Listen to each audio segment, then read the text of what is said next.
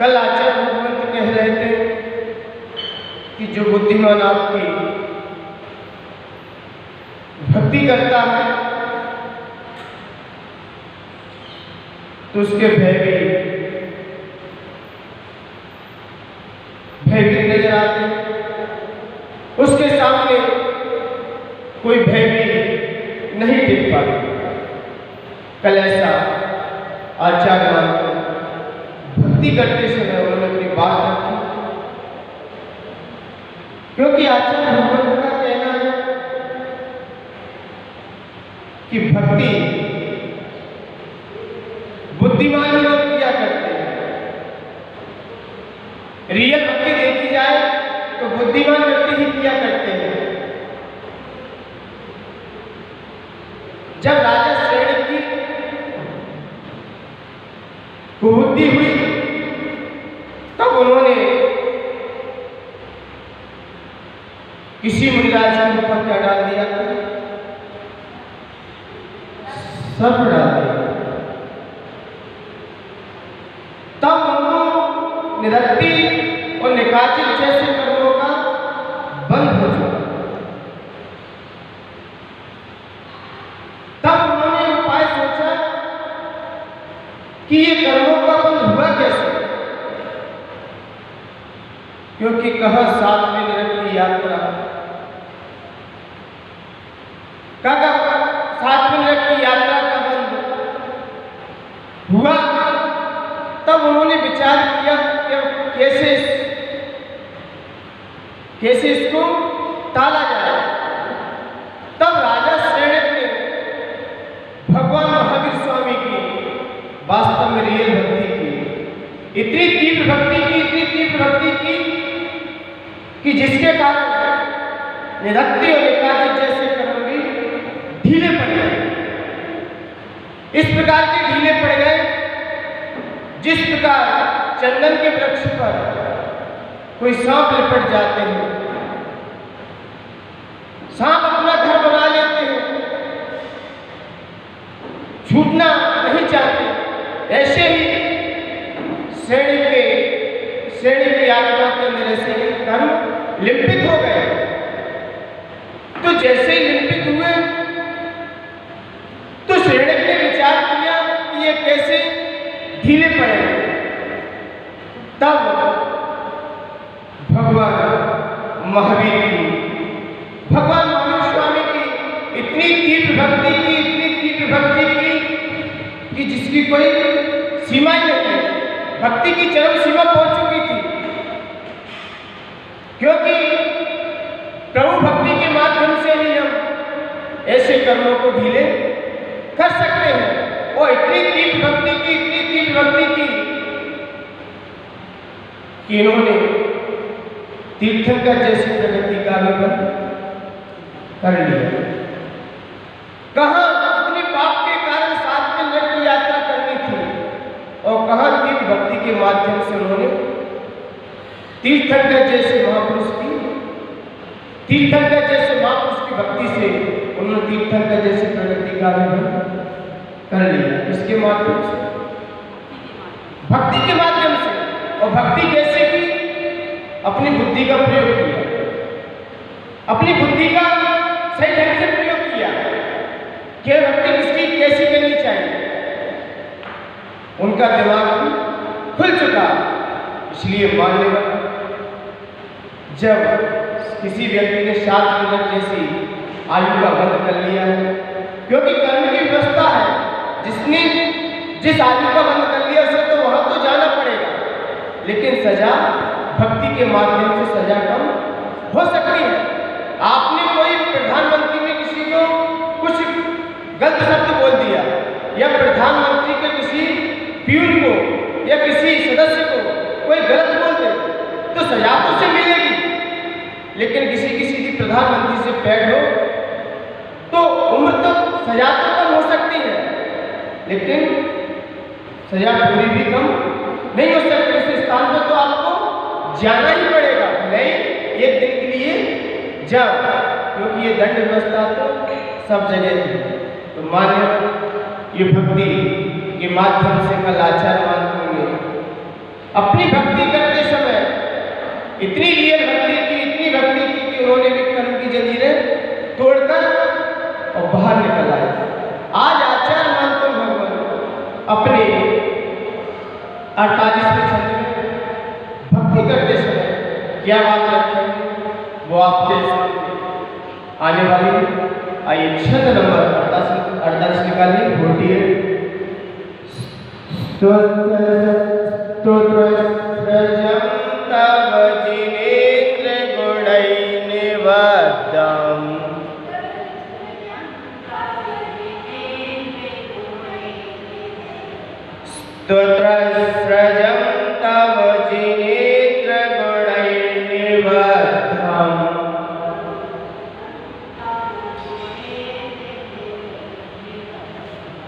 भक्त्या मया विविधवर्ण विचित्रपुष्पम्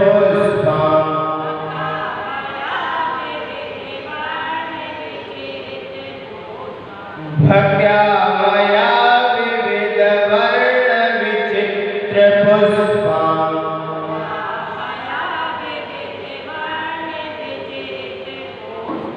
धते जनो यह कंठगतामजस्रम्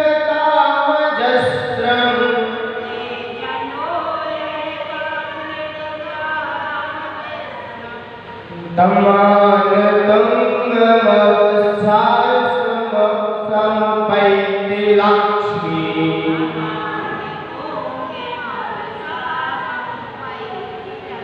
तमान तुंगमवसाय संपैति लक्ष्मी।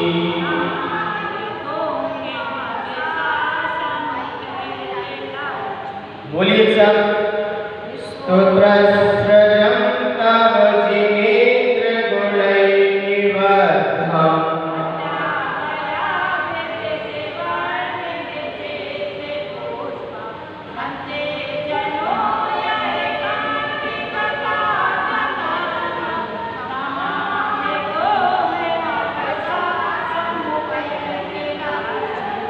इसकी जाप है, इसका फल है मोक्ष लक्ष्मी प्रदायक। क्या फल है इसका? मोक्ष लक्ष्मी प्रदायक। क्योंकि आज अंतिम क्षण है, तो भक्ति की अंतिम यात्रा क्या होती है? मोक्ष की प्राप्ति हो जाए।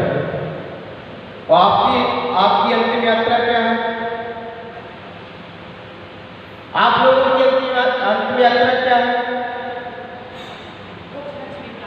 मर के जाना और मोक्ष धाम में जाके अंतिम संस्कार हो जाना। मोक्ष धाम में जाके अंतिम संस्कार हो जाना, ये आप लोगों की यात्रा है। और लेकिन जो बुद्धिमान भक्त होता है उसकी अंतिम यात्रा क्या है? जो प्रभु की भक्ति करता है, जो प्रभु के गुणगान करता है, उनके गुणों की चाहत रखता है, उसकी अंतिम यात्रा क्या है? उसकी भी तो कोई अंतिम यात्रा होगी। तो आचार्य मानव ने आज कह दिया कि जो भक्त इस भक्तांबर स्तोत्र को अपने कंठ में स्थापित करता है, विराजमान करता है, तो उसे किसकी प्राप्ति हो जाती है? मोक्ष लक्ष्मी की प्राप्ति हो जाती है। अब रियल फल दे दिया। आपने कोई कार्य किया तो उसको फल तो मिलेगा ही। आपने घर में नीम लगाया है तो क्या लगे? तो उसमें क्या लगेगी? निबोरी लगेगी। और आम लगाया है तो आम निकलेगा। और आपने कहीं नीम लगा लिया और आप उसमें आम देखो तो क्या आम उसमें लग जाएंगे? लग जाएंगे क्या? नहीं लगेगा। जैसा लगाया है, जैसा पेड़ लगाया है, वैसा ही फल मिलेगा। ऐसे ही आपने अपने जीवन में किस किस तरीके से पेड़ लगाए हैं, कौन कौन से पेड़ों को स्थापित किया है अपने जीवन में, वही आगे फल निकलेंगे। आपने विषय वासना रूपी जीवन में पेड़ लगाए हैं तो आप ये मत समझिए कि हमें मोक्ष फल मिल जाएगा।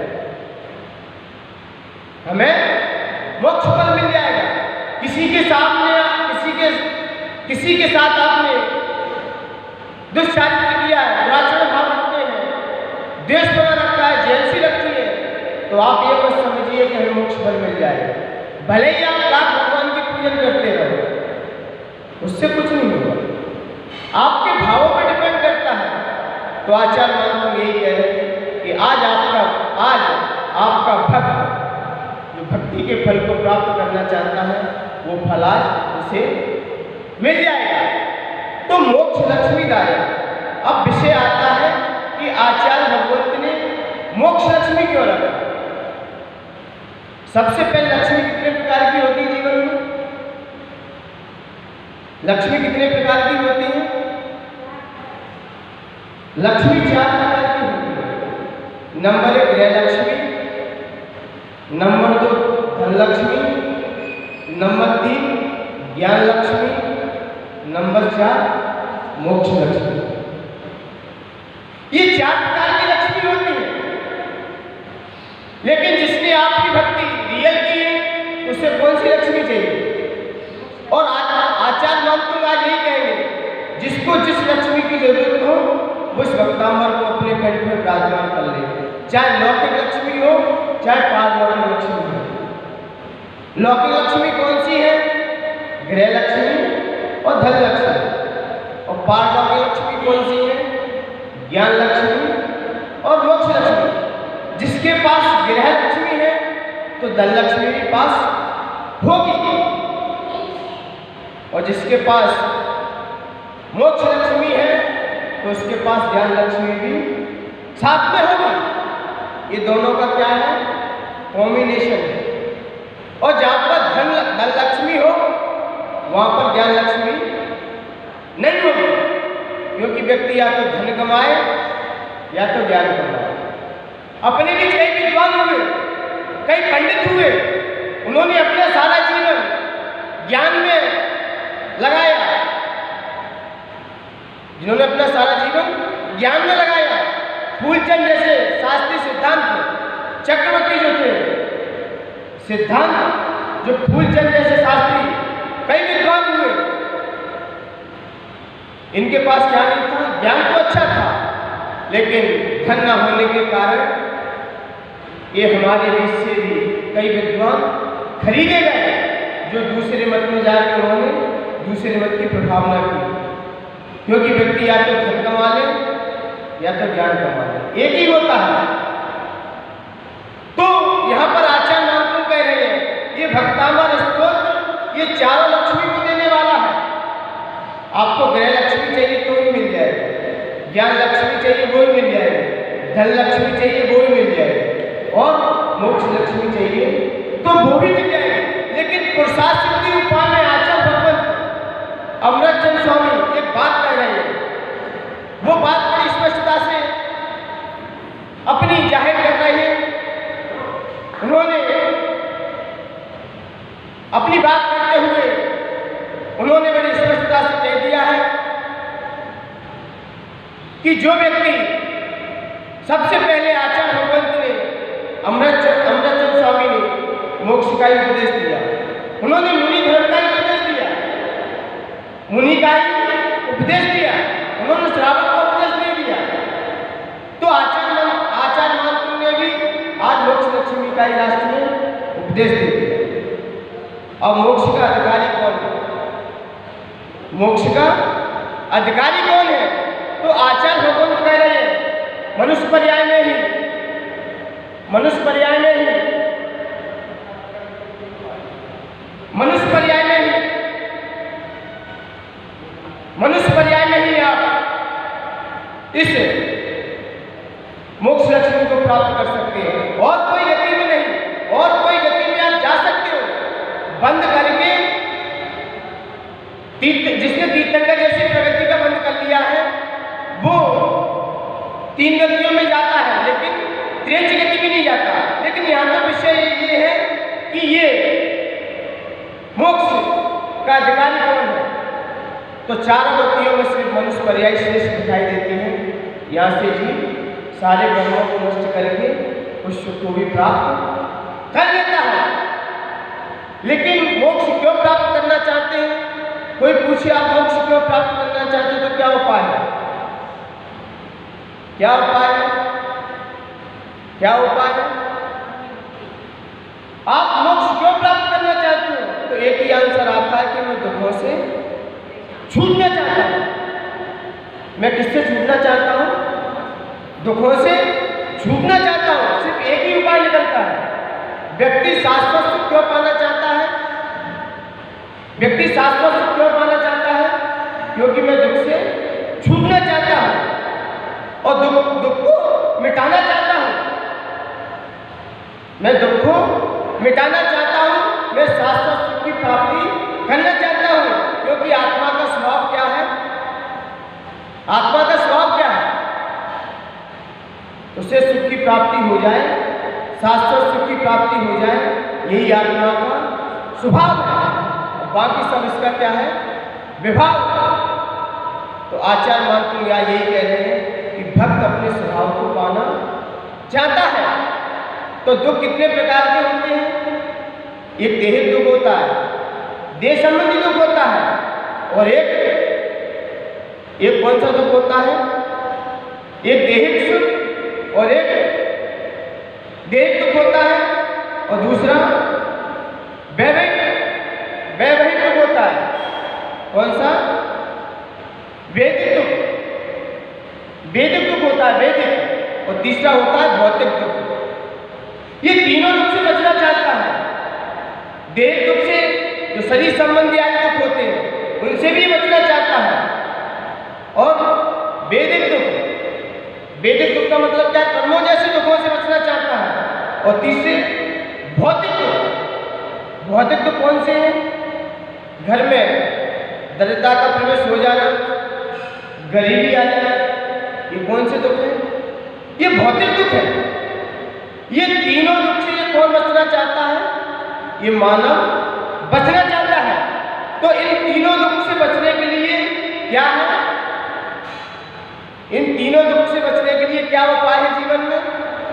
शाश्वत सुख की प्राप्ति हो जाती है। जब हम शाश्वत सुख को प्राप्त कर लेंगे तो ये दुख भी हमारे पास नहीं रहेंगे, और शाश्वत सुख प्राप्त करते ही हम इन दुख से बच जाएंगे। और दूसरी बात आती है, जो दुख से दुखित है उसको भी शाश्वत सुख की प्राप्ति करा देना। आपने संत महात्मा देखे होंगे, आचार्य परमेश्वर देखे होंगे, ये भी दुखों से क्या मुक्त होना चाहते हैं। ये भी दुख से क्या होना चाहते हैं? मुक्त होना चाहते हैं। और कई जीव दुखी हो, उनको भी दुख से मुक्त करना चाहते हैं। पहली बात तो जो व्यक्ति दुख से सुख की ओर जाना चाहता है, तो वो व्यक्ति अपना सुख तो प्राप्त करना चाहता है, लेकिन जो जीव जो संसार में भटक रहे हैं उनको भी दुख से निकालना चाहता है। तो ये दोनों कार्य कौन करता है? सिर्फ मनुष्य ही कर सकते हैं। ये मनुष्य पर्याय है, क्योंकि मनुष्य पर्याय में भी हम पूर्ण संयम को प्राप्त कर सकते हैं। पूर्ण संयम को प्राप्त करके और उग्र तप करके, त्याग करके उस लक्ष्य को भी प्राप्त कर सकते हैं। आप विचार कीजिए, दूध से घी निकालने की व्यवस्था कहां पर है? कौन सी गति में संभव है? क्या मनुष्य तिरंज गति में संभव है? क्या सिर्फ मनुष्य गति में ही संभव है? पदार्थ से तत्व की ओर जाना कौन जाएगा? पदार्थ में से तत्व कौन निकालेगा? मनुष्य निकालेगा। मनुष्य ही है जो दूध से घी निकालकर खा सकता है, फल से जूस निकाल के पी सकता है, गन्ने से रस निकाल के पी सकता है। क्या त्रिंच गति में ऐसी व्यवस्था है? क्या अन्य गतियों में ऐसी व्यवस्था है? क्या यहाँ पुरुषार्थ के बल से उस पदार्थ में से तत्व को निकाल सकता है। इसलिए मान्यवर, ये मनुष्य पर्याय श्रेष्ठ है। किसकी अपेक्षा से श्रेष्ठ है?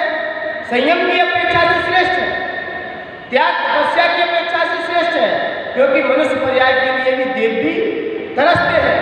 इसलिए आचार्य भगवंत ने कह दिया कि आपका सच्चा भक्त, वैसे तो देव भी थे, लेकिन देव शाश्वत सुख को प्राप्त उसी भाव से प्राप्त नहीं कर सकते, लेकिन जो मनुष्य, जो मानव इस भक्तामर स्तोत्र को अपने कंठ में विराजमान करता है, तो वो भी एक दिन अपने शाश्वत सुख को प्राप्त हो जाता है। तो इसलिए मानव, अब आचार्य भगवंत एक बात और कह रहे हैं, यहाँ पर बड़ी अच्छी बात आई। इस छंद को जिसने समझ लिया, वास्तव में उसने सारे भक्तामर के छंद के पूरे रहस्य को समझ लिया। अंतिम छंद है, ये अंतिम छंद ये साथ दे देगा आपको कि 47 छंद क्या कह रहे हैं कि मोक्ष हम कैसे प्राप्त करें, हमारे अंदर क्या चीज होना चाहिए। कहने से मोक्ष नहीं मिलता, हमें कुछ करना भी पड़ता है। तो आचार्य महात्मा 48वें छंद में ये सारे छंदों को समाहित करेंगे, एक भी छंद नहीं छोड़ेंगे, सारे छंदों को लेंगे, पहले से लेकर 47 छंद तक सारे छंदों को समाहित करेंगे और फिर अपनी उसमें बात रखेंगे और फिर कहेंगे, जब ऐसा वक्त आपकी भक्ति करता है तो उसको भी मोक्ष लक्ष्मी स्वयं चल के आती है, वह नहीं जाता, स्वयं मोक्ष लक्ष्मी उसके पास चल के आती है। तो आइए इसके अर्थ को समझते हैं, फिर इसकी गहराई में थोड़ा सा जाने का प्रयास करेंगे, क्योंकि ये छंद आध्यात्मिकता को भी लिए हुए हैं, भक्ति के साथ साथ भी क्या लिए है, आध्यात्मिकता लिए है। जब तक हम आध्यात्मिकता को तक नहीं करेंगे तब तक हम अपने शाश्वत सुख को भी प्राप्त नहीं कर सकते। तो आचार्य भगवान क्या कह रहे हैं, स्तोत्र सृजम, क्या कह रहे हैं, स्तोत्र सृजम, स्तुति रूपी माला को तब आपकी जिनेंद्र भगवान गुणों से निबद्ध, गुणों से रची हुई क्या है, हे भगवान आपका जो स्तोत्र है वो कई गुणों से अलंकृत है, उसमें कई गुण समाहित हैं। अब कौन कौन से गुण को आगे आ जाएंगे।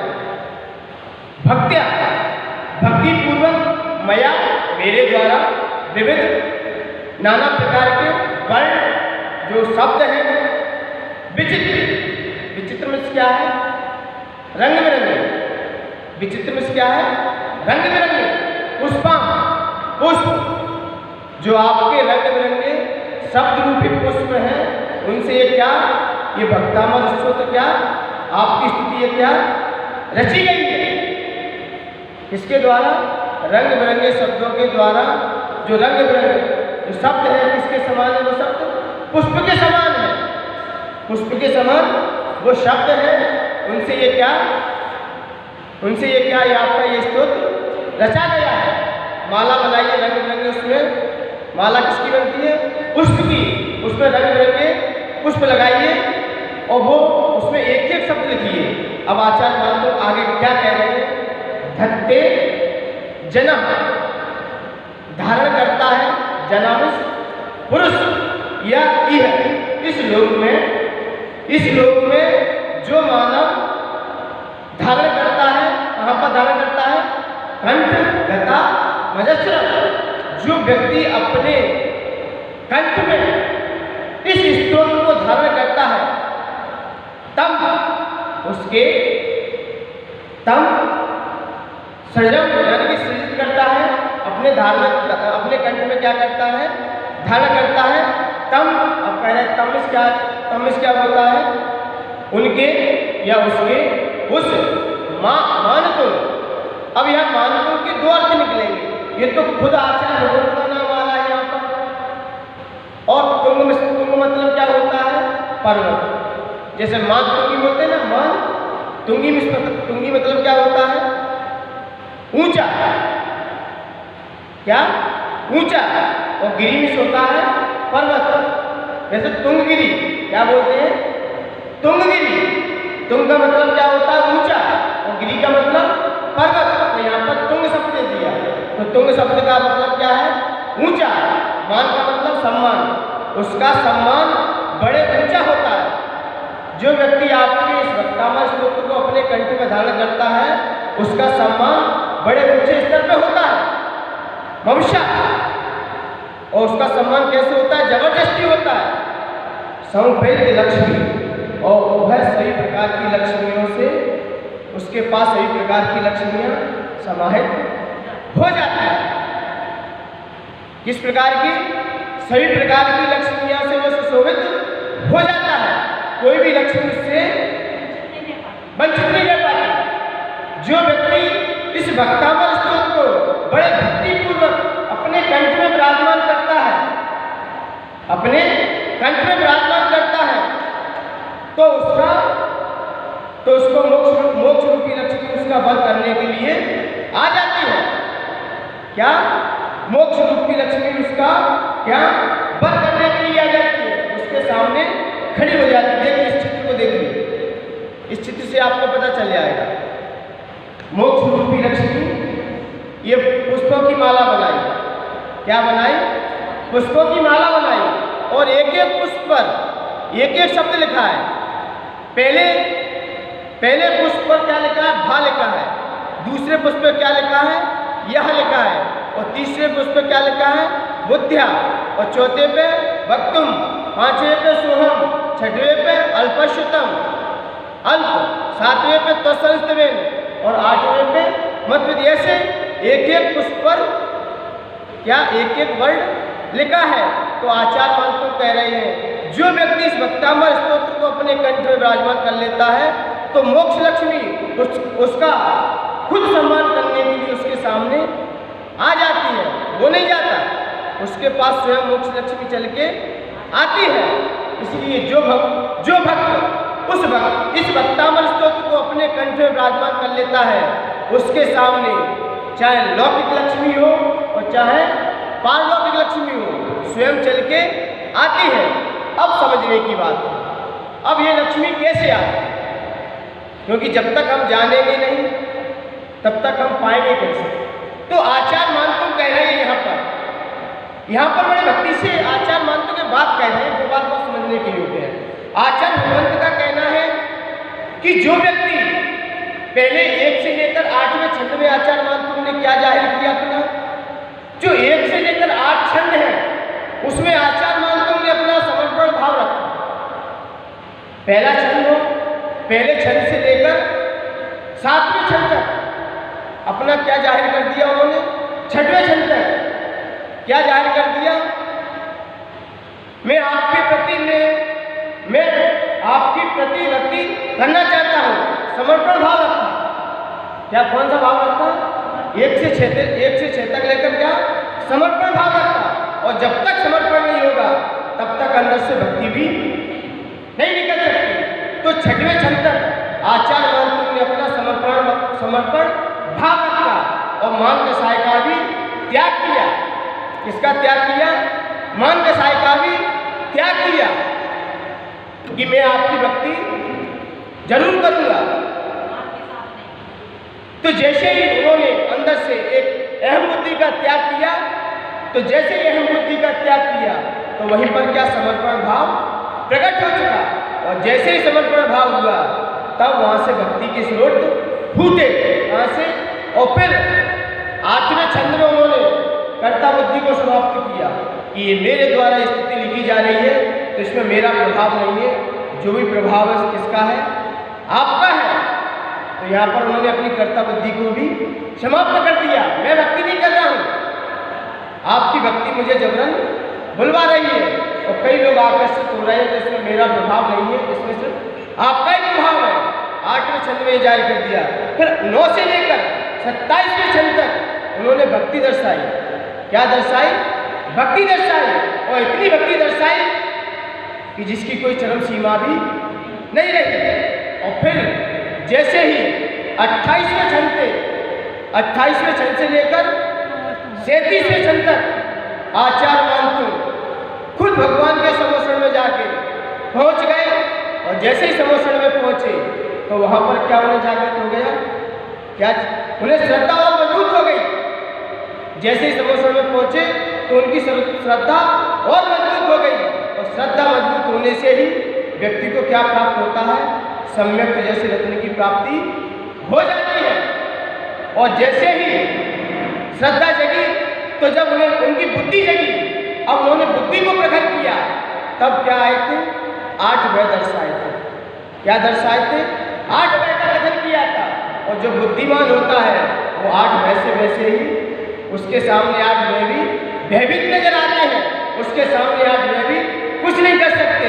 और जैसे ही 8 भय समाप्त हुए तब आचार्य मानतुम ने कह दिया कि जब समर्पण और भक्ति और श्रद्धा जिसके अंदर प्रकट हो गई तो उसे मोक्ष लक्ष्मी उसके पास स्वयं ही चल के आ जाती है।